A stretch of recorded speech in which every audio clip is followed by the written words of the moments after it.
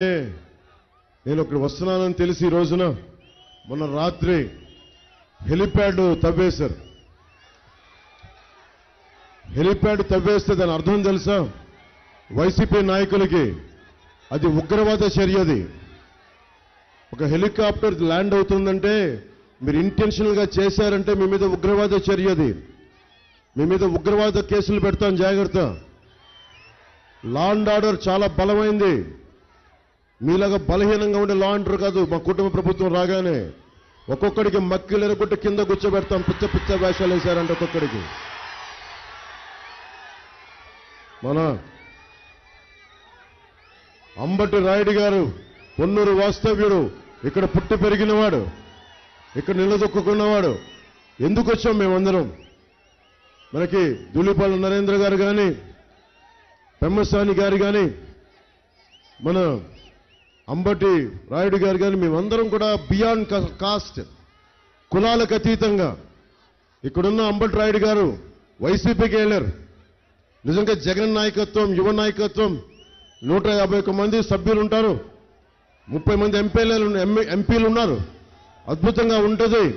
యువతకి బోల్డంత అవకాశాలు దొరుకుతాయంటే వెళ్ళి చూస్తే ఆయన ఒకటే చేశారు, నువ్వు మాకు బానిసలా బతకాలి, మా మోచేతి అంబలు తాగాలి అంటే, నా ఇంటి పేరు అంబటి, నేను అంబలు తాగను, బానిస బతుకును.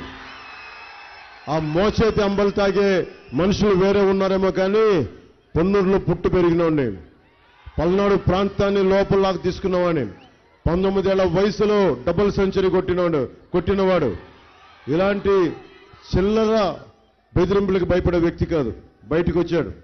నేను ఒకటే చెప్పా అంబటి రాయుడు గారికి, మీ ఆత్మగౌరవం కాపాడి మీ నాయకత్వాన్ని ఎదిగే బాధ్యత నేను తీసుకుంటాను, జనసేన తీసుకుంటుందని తెలియజేశాను.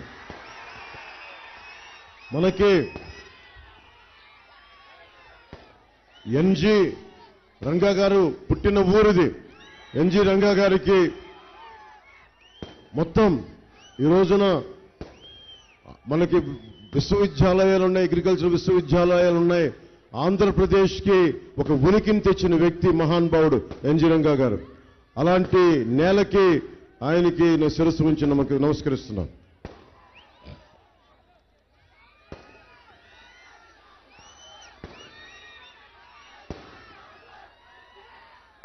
నేను ఇక్కడ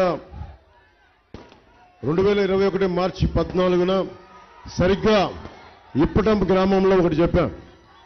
ఇక్కడి నుంచి సరిగ్గా ఇప్పటం 50 కిలోమీటర్ల దూరం మనకి వైసీపీ వ్యతిరేక ఓటుని చీలనివ్వనని చెప్పాను. ఎందుకు చీలనివ్వను అన్నానంటే, ఒకటి, నాకు తెలుగుదేశానికి గుడ్డిగా మద్దతు చెప్పడానికి కాదు, ముఖ్యంగా జనసేన మద్దతుదారులకి అందరికీ తెలియజేస్తున్నా,